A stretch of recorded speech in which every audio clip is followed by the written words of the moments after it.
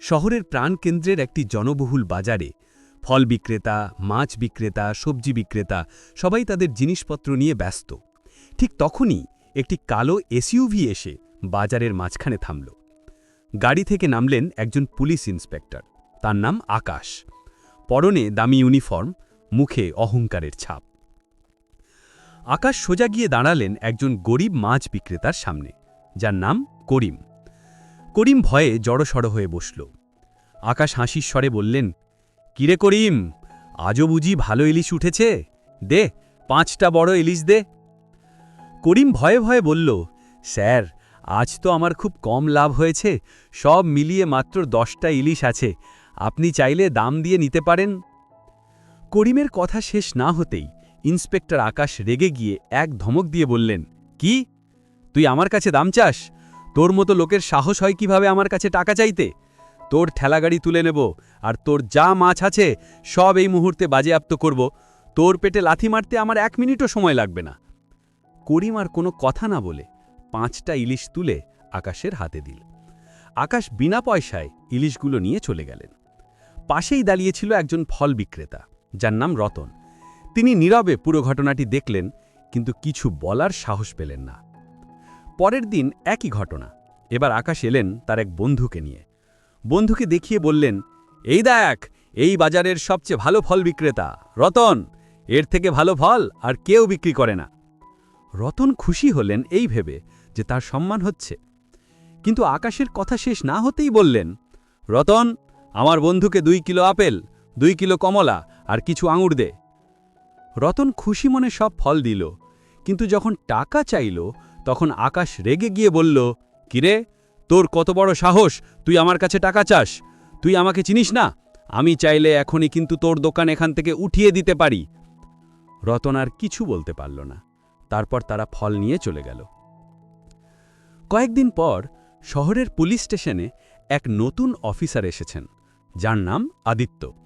তিনি সেই শহরের পুলিশ সুপার বা এসপি হিসেবে এসেছেন।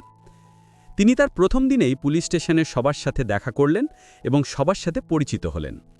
ইন্সপেক্টর আকাশও সেখানে উপস্থিত ছিলেন। তিনি আদিত্যকে দেখে মনে মনে খুশি হলেন, ভাবলেন নতুন অফিসার এখনও কিছু জানেন না, তাকে হাতে রাখা সহজ হবে। পুলিশ সুপার আদিত্য লক্ষ্য করে দেখলেন যে শহরের পুলিশ স্টেশনের ভেতরে একটা আলাদা জগৎ আছে। সেখানে গরিব মানুষের অভিযোগ শোনা হয় না, আর ধনী মানুষেরা তাদের টাকা দিয়ে যে কোনো কাজ করিয়ে নেয়। আদিত্য প্রথম দিনেই মিটিং ডাকলেন। সবার সামনে বললেন, আমি এই শহরে এসেছি একটি নতুন আইন আনতে, আর সেটি হলো আমাদের পুলিশ স্টেশন সবার জন্য সমান। এখানে গরিব বা ধনী কোনো ধর্মের মানুষ আলাদা হবে না, আর আমাদের কাজ হবে সবাইকে সঠিক বিচার দেওয়া। এই কথা শুনে ইন্সপেক্টর আকাশ এবং অন্যান্য পুলিশ অফিসাররা হাসাহাসি করতে লাগলেন। তারা ভাবলেন, এই সব নতুন অফিসারদের প্রথম প্রথম এমন বুলি মারাই স্বভাব। পরের দিন সকালে আদিত্য একটি পুরনো জিপ নিয়ে শহরে বেরোলেন। তিনি সাধারণ মানুষের সাথে কথা বলতে চান। তিনি বাজারে এলেন, যেখানে আগের ঘটনাগুলো ঘটেছিল। রতন এবং করিম তখনও সেখানে ছিলেন।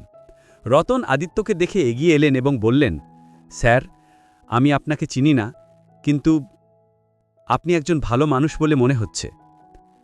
আদিত্য হাসি মুখে বললেন, আমি এই শহরের নতুন এসপি, আমার নাম আদিত্য, তোমরা আমাকে নতুন স্যার বলে ডাকতে পারো। করিম আর রতন নিজেদের সমস্যার কথা বলতে শুরু করলেন, কিভাবে ইন্সপেক্টর আকাশ প্রতিদিন বিনা পয়সায় জিনিসপত্র নিয়ে যান, আর তারা প্রতিবাদ করলে তাদের নানা ধরনের হুমকি দেন। আদিত্য সব কিছু শুনলেন, কোনো কথা বললেন না। তিনি করিম আর রতনকে বললেন, তোমরা ভয় পেও না, আমি তোমাদের সাথে আছি, এই ব্যাপারে আমি ব্যবস্থা নেব। ঠিক তখনই ইন্সপেক্টর আকাশ নিজের কালো এসইউভিতে চড়ে সেই বাজারে এলেন।